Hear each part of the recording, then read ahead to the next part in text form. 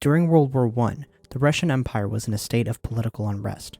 People were dissatisfied with the rule of Tsar Nicholas II, and they wanted something better.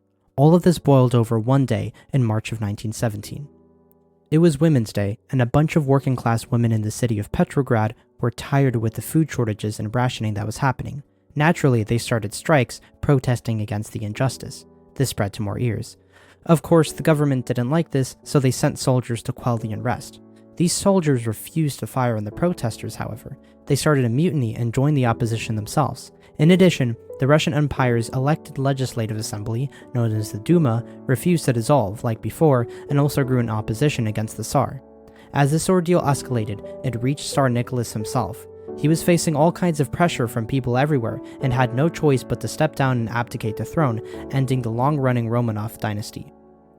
This was known as the February Revolution because it took place in February as per the Julian calendar, despite actually taking place in March per our now standardized Gregorian calendar.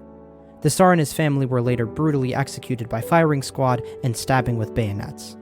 After the Tsar stepped down, the Duma took charge, establishing the provisional government. This government didn't address the political issues of the country and made a controversial decision to continue fighting in the war. Meanwhile, Vladimir Lenin and Leon Trotsky began to collect support for the Bolsheviks, a faction of a Marxist party known as the Russian Social Democrats. He rallied the people with promises of peace, land, bread, and worker control of production.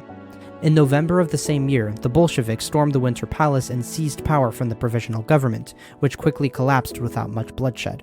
Outwardly, Lenin transferred power to the Congress of Soviets, who happened to be meeting that day, but the real power stayed with Lenin and his council. One of Lenin's first objectives was to deliver peace, as he had promised, and so he made negotiations and signed the Treaty of Brest-Litovsk in March of 1918. Many people were not happy about the new communist regime, however, including the Allied powers who wanted Russia back in the war. Because of this, Russia soon erupted into a brutal civil war with two distinct sides: the Red Army, who were the Bolsheviks and their supporters, and the White Army, which consisted of the various other political groups in the country. The Allies supported the White Army, sending a few troops over but mostly providing material aid to them. The White Army put up a fight, but were ultimately crushed by the Communists, as the Bolsheviks were now called. Their success could be attributed to a couple of different things. First of all, the Communists were united in cause and had a well-disciplined fighting force led by Trotsky himself, who was the Commissar of War. Second, they appealed to Russian patriotism against foreign armies who were stationed on Russian soil. In addition, the Communists began violent elimination of their opposition. The Communist secret police, the Cheka, led mass executions and slaughter of many people who disliked the regime. This was justified as necessary to consolidate power. Now that the White Army was put down, the Communists had full control of Russia. They formed the Russian Soviet Federative Socialist Republic, the RSFSR, and later made a treaty in 1922 with the Ukrainian Soviet Socialist Republic, the SSR, the Byelorussian SSR, and the Transcaucasian Socialist Federative Soviet Republic, or the SFSR. Together, they formed the Union of Soviet Socialist Republics, or the USSR, the Soviet Union.